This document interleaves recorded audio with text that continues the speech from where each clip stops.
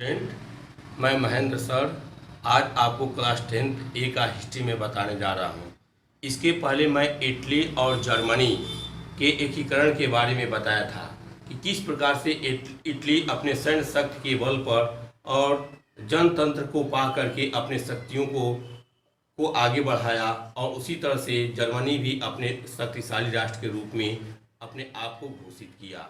आज हम आपको बताएंगे ब्रिटेन की अजीब दास्तान। क्या पढ़ा जाएगा? ब्रिटेन की अजीब दास्तान। कुछ विद्वानों का मानना है कि राष्ट्र या राष्ट्र राज्य का मॉडल या आदर्श ग्रेट ब्रिटेन है। कुछ विद्वानों का मानना है या कुछ राजनीतिज्ञों का ऐसा मानना है कि राष्ट्र या राष्ट्र राज्य का मॉडल ग्रेट ब्रिटेन है, अर्थात ग्रेट ब्रिटेन से ही अवलोकन लेकर के अन्य राष्ट्र राज्यों का ही क्या हुआ है, निर्माण हुआ है। तो इस स्वरूप से हम कह सकते हैं कि राष्ट्र या राष्ट्र राज्य का मॉडल या आदर्श ग्रेट ब्रिटेन है। ब्रिटेन में राष्ट्र राज्य का निर्माण अचानक हुई कोई उथल पुथल या क्रांति का परिणाम नहीं थी, अर्थात ब्रिटेन में जिस राष्ट्र राज्य का निर्माण हुआ वह अचानक किसी क्रांति के द्वारा नहीं या उथल पुथल परिवर्तन के द्वारा नहीं, बल्कि अपनी आदर्श रीति रिवाजों, परंपराओं तथा आदर्श सभ्यताओं के तहत इस ग्रेट ब्रिटेन का क्या हुआ है, निर्माण हुआ है। तो वही बता रहा है कि राष्ट्र राज्य का निर्माण अचानक हुई कोई उथल पुथल या क्रांति का परिणाम नहीं था, यह एक लंबी चलने वाली प्रक्रिया का क्या था, नतीजा था। एक लंबी चलने वाली प्रक्रिया का क्या था, नतीजा था। 18वीं सदी के पहले ब्रितानी राष्ट्र था ही नहीं। 18वीं सदी के पहले ब्रितानी राष्ट्र नहीं था। ब्रितानी द्वीप समूह में रहने वाले लोगों अंग्रेज, वेल्स, स्कॉट या आयरिश की मुख्य पहचान नृजातीय थी, अर्थात उनकी कोई अपनी निजी जाति नहीं थी। अनेकों जातियों को मिला करके इस वर्ग समूह का जो निर्माण हुआ था और इसमें अंग्रेज भी थे, वेल्स, स्कॉट और आयरिश भी के लोग भी रहते थे। इन सभी जाति समूहों की अपनी सांस्कृतिक और राजनीतिक परंपराएं थीं। क्या थी? सभी जाति समूहों की एक अपनी संस्कृति, अपनी एक राजनीतिक परंपराएं थी। इनका खान पान, वेशभूषा और रहन सहन अपना इनका अलग अलग रहता था।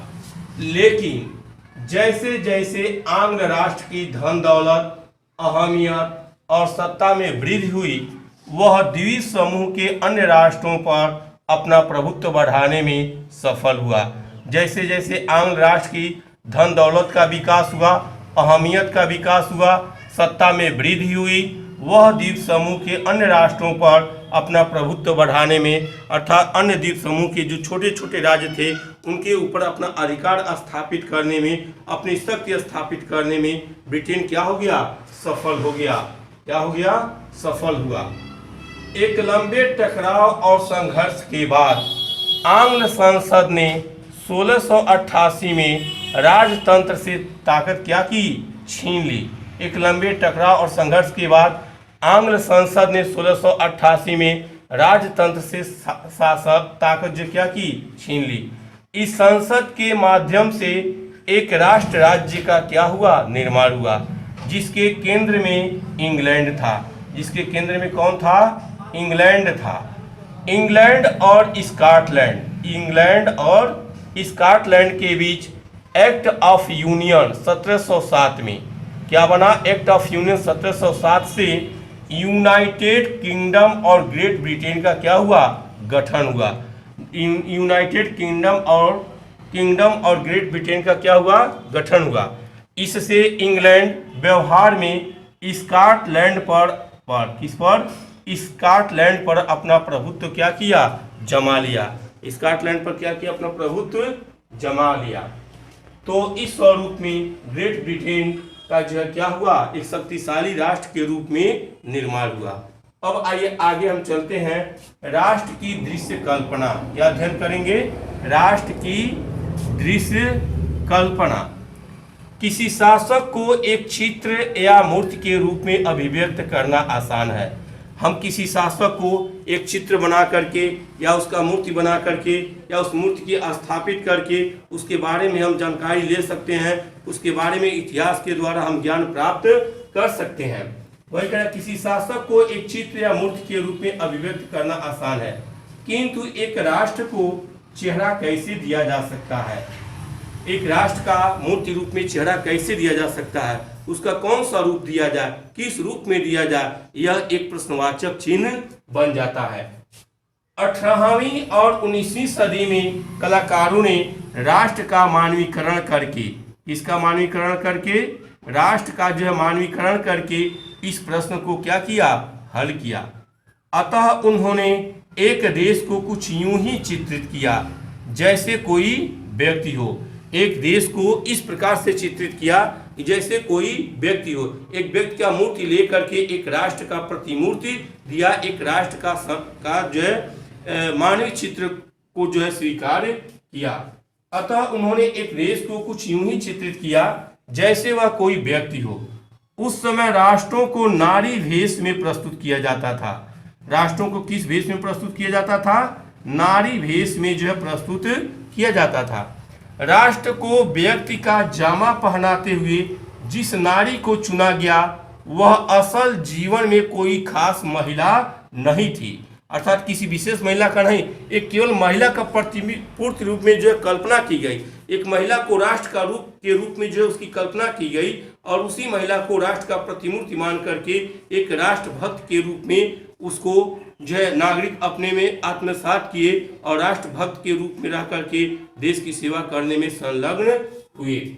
यह नारी भेष में प्रस्तुत किया जाता था। राष्ट्र को व्यक्ति का जामा पहनाते हुए जिस नारी को चुना गया वह असल जीवन में कोई खास महिला नहीं थी। यह तो राष्ट्र के अमूर्त विचार को ठोस रूप प्रदान करने का प्रयास था, यानी नारी की छवि राष्ट्र का रूपक बन गई। नारी ही जो है राष्ट्र का क्या बन गई, रूपक बन गई। नारी की छवि राष्ट्र का जो रूपक बन गई, स्वरूप बन गई। इसी प्रकार के नारी रूपकों का आविष्कार कलाकारों ने 19वीं सदी में किया। फ्रांस में उसे लोकप्रिय ईसाई नाम मारियान दिया। कौन सा नाम दिया, मारियान नाम दिया। कौन सा नाम दिया, मारियान दिया गया, जिसने जन राष्ट्र के विचारों को रेखांकित किया। उसके चिन्ह भी स्वतंत्रता और गणतंत्र के थे, लाल टोपी, तिरंगा और कलगी। मारियान की प्रतिमाएं सार्वजनिक चौकों पर लगाई गई ताकि जनता को एकता के राष्ट्रीय प्रतीक की याद आती रहे। मारियान की प्रतिमाएं जगह जगह चौराहों पर लगाई गई ताकि जनता उनकी मूर्ति को देख करके राष्ट्रभक्त की आत्मसात कर सके, राष्ट्रभक्त के तहत अपने को प्रेरणा स्रोत कर सके और राष्ट्रभक्त के रूप में रह करके राष्ट्र की सेवा कर सके। मारियान की प्रतिमाएं सार्वजनिक चौकों पर लगाई गई ताकि जनता को एकता के राष्ट्रीय प्रतीक की याद आती रहे और लोग उससे तादात्म्य स्थापित कर सकें। मारियान की छवि सिक्कों और डाक टिकटों पर अंकित की गई। कहाँ की गई, सिक्कों पर और डाक टिकटों पर जो है मारियान की चित्र जो अंकित की गई। इसी तरह जर्मेनिया जर्मन राष्ट्र का रूपक बन गई। चाक्षुष अभिव्यक्तियों में जर्मेनिया बलूत वृक्ष के पत्तों का मुकुट पहनती है, क्योंकि जर्मन बलूत वीरता का क्या है, प्रतीक है। जर्मन जो बलूत वीरता का क्या है, प्रतीक है। तो इस स्वरूप में फ्रांस और जर्मन में जो नारी का प्रतीक का रूप मान करके एक राष्ट्र का अभिव्यक्ति प्रस्तुत किया गया, ठीक इसी स्वरूप में हमारे भारत देश में भी राष्ट्र को एक भारत माता का रूप दिया गया है।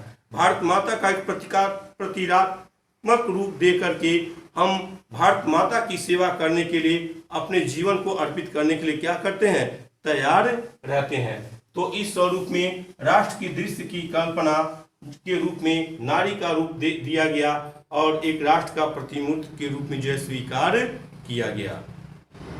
राष्ट्रवाद और साम्राज्यवाद क्या पढ़ा जाएगा, राष्ट्रवाद और साम्राज्यवाद। 19वीं सदी के अंतिम चौथाई तक राष्ट्रवाद का वह आदर्शवादी उदारवादी जनतांत्रिक स्वभाव नहीं रहा जो सदी के प्रथम भाग में था। अब राष्ट्रवाद सीमित लक्ष्यों वाला संकीर्ण सिद्धांत बन गया है। अर्थात 19वीं सदी में की अंतिम चौथाई में, अर्थात 19वीं सदी के अंतिम समय में आदर्शवादी उदारवादी जनतांत्रिक वह स्वभाव नहीं रहा जो 19वीं सदी के प्रारंभिक परिस्थितियों में था। अंतिम समय जाकर के वह परिस्थितियां बिल्कुल क्या हो गई थी, बिगड़ गई थी, खराब हो चुकी थी। देखिए 1871 के बाद यूरोप में गंभीर राष्ट्रवादी तनाव का स्रोत बाल्कन क्षेत्र था। 1871 के बाद यूरोप में गंभीर राष्ट्रवादी तनाव का स्रोत कौन सा क्षेत्र था, बाल्कन क्षेत्र था। इस क्षेत्र में भौगोलिक और जाति भिन्नता थी, भौगोलिक भिन्नता थी और दूसरी तरफ जाति भिन्नता भी थी। इसमें आधुनिक रोमानिया, बुल्गारिया, अल्बेनिया, यूनान, Macedonia, Croatia, Bosnia Herzegovina, Slovenia, Serbia और मार्टिनिग्रो शामिल थे। इस क्षेत्र को आमतौर पर इस्लाव पुकारा जाता है। इस क्षेत्र को आमतौर पर क्या किया जाता है, इस्लाव पुकारा जाता है। क्या पुकारा जाता है, इस्लाव। अर्थात यह इस्लाव शब्द याद कर लीजिएगा। जब भी इस्लाव शब्द आता है इसका तात्पर्य क्या हुआ, ये सभी देश के क्षेत्र इसके अंतर्गत समाहित हो जाते हैं। बाल्कन क्षेत्र में रूमानी राष्ट्रवाद के विचारों के फैलने, बाल्कन क्षेत्र में रूमानी राष्ट्रवाद के विचारों के फैलने और ऑटोमन साम्राज्य के नियंत्रण में था। बाल्कन क्षेत्र में रूमानी राष्ट्रवाद के विचारों के फैलने और ऑटोमन साम्राज्य के विघटन से स्थिति काफी विस्फोटक हो गई थी। रूमानी राष्ट्रवाद के विचारों के फैलने और ऑटोमन साम्राज्य के विघटन से स्थिति काफी विस्फोटक हो गई थी। अर्थात काफी तनाव हो गया था और एक राष्ट्र दूसरे राष्ट्र को देख नहीं सकते थे और आपस में ईर्ष्या, द्वेष और कलह उत्पन्न हो गया था। इसलिए हर यूरोप महाद्वीप के देश एक दूसरे को अपने से नीचा दिखाना चाहते थे। तो बाल्कन क्षेत्र में रूमानी राष्ट्रवाद के विचारों के फैलने और ऑटोमन साम्राज्य के विघटन से स्थिति काफी विस्फोटक हो गई। 19वीं सदी में ऑटोमन साम्राज्य ने आधुनिकीकरण और आंतरिक सुधारों के जरिए मजबूत बनना चाहा था, किंतु इसे बहुत कम सफलता मिली। उसके शक्तिशाली बनने में पूर्ण से सफलता प्राप्त नहीं हुई। एक के बाद एक उसके अधीन यूरोपीय राष्ट्रीयताएं उसके चंगुल से निकलकर स्वतंत्रता की घोषणा करने लगी। अब उसके चंगुल से निकल करके, उसके शक से निकल करके अपने आप स्वतंत्रता की घोषणा करना क्या कर दी, प्रारंभ कर दी। देखिए जैसे जैसे विभिन्न इस्लाव राष्ट्रीय समूहों ने अपनी पहचान और स्वतंत्रता की परिभाषा तय करने की कोशिश की, बाल्कन क्षेत्र गहरे टकराव का क्षेत्र बन गया। अर्थात बाल्कन क्षेत्र में आपसी प्रतिस्पर्धा, टकराव बहुत अधिक हो गया। बाल्कन राज्य एक दूसरे से भारी ईर्ष्या करते थे और हर एक राज्य अपने लिए ज्यादा से ज्यादा इलाका हथियाने का उम्मीद रखता था। अर्थात बाल्कन क्षेत्र हमेशा एक दूसरे से टकराव उत्पन्न करते थे, युद्ध के परिस्थितियों तक पहुंच जाते थे और इसके साथ ही अपने से दूसरे क्षेत्र के इलाकों को अपने अधीन रखना चाहते थे, दूसरे के क्षेत्र पर अधिकार स्थापित करना चाहते थे, जिसकी वजह से और अधिक द्वेष पैदा होने लगी। इस समय यूरोपीय शक्तियों के बीच व्यापार और उपनिवेशों के साथ नौसैनिक और सैन्य ताकत के लिए गहरी प्रतिस्पर्धा थी। जिस तरह बाल्कन समस्या आगे बढ़ी उसमें यह प्रतिस्पर्धाएं खुलकर सामने आईं। रूस, जर्मनी, इंग्लैंड, ऑटो हंगरी की हर ताकत बाल्कन पर अन्य शक्तियों की पकड़ को कमजोर करके क्षेत्र में अपने प्रभाव को बढ़ाना चाहती थी। इससे इस इलाके में कई युद्ध हुए और अंततः प्रथम विश्व युद्ध जो है क्या हो गया, प्रारंभ हुआ। यहीं से 1914 में प्रथम विश्व युद्ध जो है क्या हुआ, प्रारंभ हुआ। आपको पहले भी बताया जा चुका है कि प्रथम विश्व युद्ध 1914 में प्रारंभ हुआ और 1918 में जाकर के क्या हुआ, समाप्त हुआ। साम्राज्यवाद से जुड़कर, किससे जुड़कर, साम्राज्यवाद से जुड़कर राष्ट्रवाद 1914 में यूरोप को महाविपदा की ओर ले गया। अर्थात साम्राज्यवाद से जुड़कर राष्ट्रवाद अब 1914 में यूरोप को महाविपदा, महाकाल के तरफ, महाविषम परिस्थितियों की ओर जो लेकर के चला गया। अब युद्ध थमने वाला नहीं था, युद्ध जो प्रारंभ हो गया 1914 में, प्रथम विश्व युद्ध। लेकिन इस बीच विश्व के अनेक देशों ने, जिनका 19वीं सदी में यूरोपीय शक्तियों ने औपनिवेशीकरण किया था, साम्राज्यवादी प्रभुत्व का विरोध करने लगे थे। लेकिन इस बीच विश्व के अनेक देशों ने, जिनका 19वीं सदी में यूरोपीय शक्तियों ने औपनिवेशीकरण किया था, या किया था, औपनिवेशीकरण किया था, साम्राज्यवादी प्रभुत्व का विरोध करने लगे। ये लोग साम्राज्यवादी प्रभुत्व का क्या करने लगे, विरोध करने लगे। हर तरफ जो साम्राज्य विरोधी आंदोलन विकसित हुए, इस अर्थ में राष्ट्रवादी थे कि वे सभी स्वतंत्र राष्ट्र राज्य का निर्माण करने के लिए क्या कर रहे थे, संघर्ष कर रहे थे। अर्थात जितने भी देश साम्राज्यवादी प्रभुत्व शक्ति के अधीन थे, अपनी लड़ाई करके अपनी स्वतंत्रता को प्राप्त करना चाह रहे थे और अपनी राष्ट्र को जो स्वतंत्र करना चाह रहे थे। अब एक प्रश्न बनता कि साम्राज्यवादी क्या है। इसके पहले आपको 9th में हमने साम्राज्यवादी के बारे में या साम्राज्यवाद क्या होता है विस्तार पूर्वक पढ़ा दिया है। साम्राज्यवाद क्या होता है, जब कोई भी शक्तिशाली राष्ट्र अपने से निर्बल राष्ट्र के ऊपर सैन्य शक्ति के माध्यम से, आर्थिक सहायता के माध्यम से या उसके शासन तंत्र पर अधीन कर लेता है, तो वह निर्बल राष्ट्र शक्तिशाली राष्ट्र का जो है साम्राज्यवाद कहलाता है। और इस शक्तिशाली राष्ट्र का निर्बल राष्ट्र पर जो अपनी शासन का अधिकार होता है। जैसा शक्तिशाली राष्ट्र निर्देश देता है, उसी स्वरूप में वहाँ की शासन तंत्र व्यवस्थाएं जो संचालित होती हैं। इसी को हम साम्राज्यवाद के नाम से जानते हैं। तो इस स्वरूप में जो प्रथम विश्व युद्ध के समय जो यूरोप महाद्वीप में अनेकों प्रकार के इस स्वरूप में साम्राज्यवादी प्रभुत्व की परिस्थितियां थीं और उसके अधीन रहने वाले सभी राष्ट्र अपने को स्वतंत्र करना चाहते थे, अपने राष्ट्र की स्वतंत्रता को जो प्राप्त करना चाहते थे। तो मेरे प्यारे बच्चों, आज क्लास 10th A का हिस्ट्री का यह प्रथम अध्याय समाप्त हुआ। इसका अभ्यास कार्य आप लोग पूरा कर लीजिएगा। जो भी समस्या होगी हमसे संपर्क करके उसके निदान जो प्राप्त कर सकते हैं। अब अगले वीडियो में हम अगला अध्याय प्रारंभ करेंगे।